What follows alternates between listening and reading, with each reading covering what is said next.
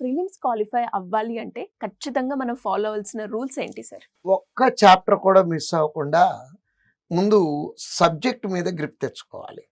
అది first point. యాక్చువల్గా preliminary ఎగ్జామ్లో కావాల్సింది ఏంటంటే అమ్మా, స్పీడ్ విత్ యాక్యురసీ. ముందు స్పీడ్ రావాలా, యాక్యురసీ రావాలా?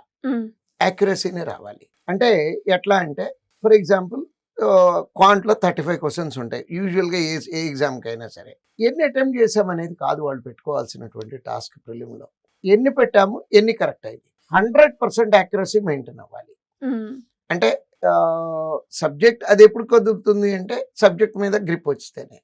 ఫస్ట్ సబ్జెక్ట్ మొత్తం ప్రిపేర్ అయ్యి మాక్ టెస్టులు రాసుకునేటప్పుడు స్పీడ్గా క్వశ్చన్ పేపర్ ఆన్సర్ చేయటం కాకుండా స్లోగా 35కి 20 అటెంప్ట్ చేసాము, 20 కరెక్ట్ అయినాయి.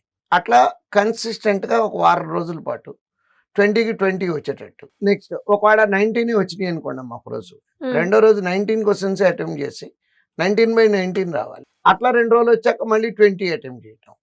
గ్రాడ్యువల్గా అది 30 ప్రిలిమ్స్ అయితే 35కి 35 అటెంప్ట్ చేసేయచ్చు అమ్మ. ఇది క్లరికల్ లెవెల్ ప్రిలిమ్స్ అయితే కనుక. అదే ఆఫీసర్ లెవెల్ ప్రిలిమ్స్ అయితే కనుక మాక్సిమం టోటల్ టైంలో 25 క్వశ్చన్స్ 26 క్వశ్చన్స్ అటెంప్ట్ చేస్తే సరిపోతుంది. అంటే ముందు మనము ఎగ్జామ్ గురించి ఒక పూర్తి అవగాహన తెచ్చుకోవాలి.